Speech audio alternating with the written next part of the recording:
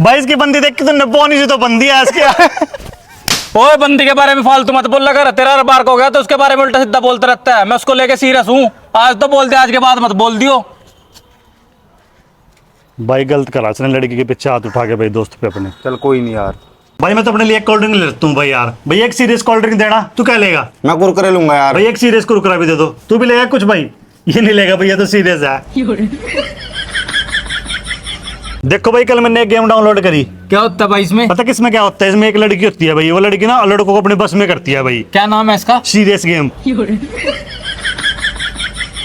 भाई मेरा स्कूल का यार दोस्त नहीं था? हाँ। भाई उसका कल सीरियस एक्सीडेंट हो गया भाई। अच्छा। और जैसे हॉस्पिटल में ले गए ना, डॉक्टर ने देखा डॉक्टर सीरियस हो गया भाई। अच्छा जी। और जैसे इमरजेंसी में ले गए ना, नर्स इलाज करने के लिए आती है, बेहोश हो गया गिर गई, वो भी सीरियस होगी भाई। अच्छा और भाई। जो पोच्चा पुच्चा मारते ना, वो भी सीरियस होगी भाई। और 50-60 आदमी और थे हॉस्पिटल में, सारे सीरियस हो गए भाई।